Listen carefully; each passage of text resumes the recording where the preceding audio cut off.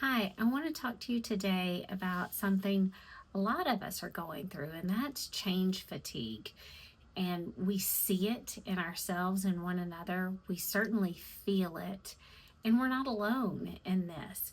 We've had different things and a lot of changes going on within our clinics, our departments, our entire organization. And so that stress can build. And I want you to know that those questions you have, the uncertainty, you're not alone in that. And you have support and you have people you can turn to. We've had lots of changes. We've had staff turnover, we've had provider transitions, new clinics coming in. We're onboarding new team members all of the time. And many of our clinic or job descriptions are shifting and changing. And that causes a lot of stress and a lot of fatigue. And it can make you feel exhausted and uncertain and sometimes even overwhelmed in what your day to day job is. That's all normal. Those are all normal things that you may be feeling, that I certainly feel in some ways. So I want you to know that, and I want you to know that you have people that see you, that appreciate you, your managers, your department leaders, your administration. We all see one another and want to support one another. And as team members, I think it's really important that we share in uplifting one another, encouraging one another, and then when you see somebody struggling, stepping in and stepping up to help. Um, every change that's going on, whether it's in your department or your clinic or the entire organization, there has a purpose, and all of our purpose is to build a stronger, more unified team, the strongest Titus we can build. And we are all committed. You're committed. I am.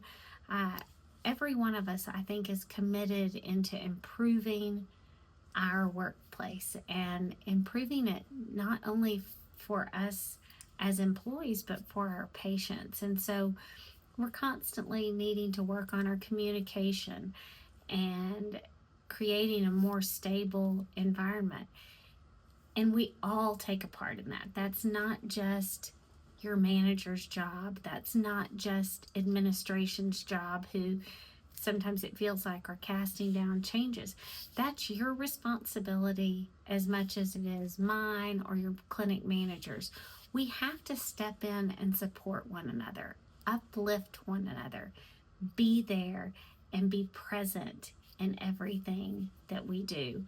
I want you to make sure you're taking time to decompress for yourself when you've had a difficult patient or a difficult meeting, that you're taking those few seconds, a couple of minutes to take a walk, reset, take a few deep breaths, and make sure that you're letting that stress out and you're decompressing before you take on the next challenge, and certainly before you have the next interaction with a patient.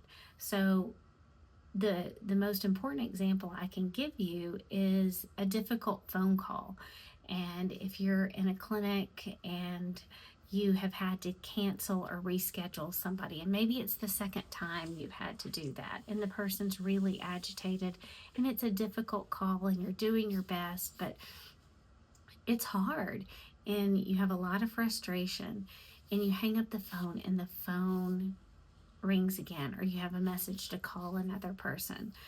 One, I would encourage your team to take turns getting to that phone. But two, it's okay to take 60 seconds to let that go before you pick up the phone, because what we don't want to do is bring our emotions from the last interaction into the next. And so I encourage you in these times of stress and fatigue that you take a moment for yourself to decompress and, 30 seconds, 60 seconds to close your eyes, take a few deep breaths, and just reset your mind and say, okay, that is done. I'm moving on to the next task. So if we can help you in any way, please reach out to your manager or me, and we can help you with dealing with those frustrations. Have a great week.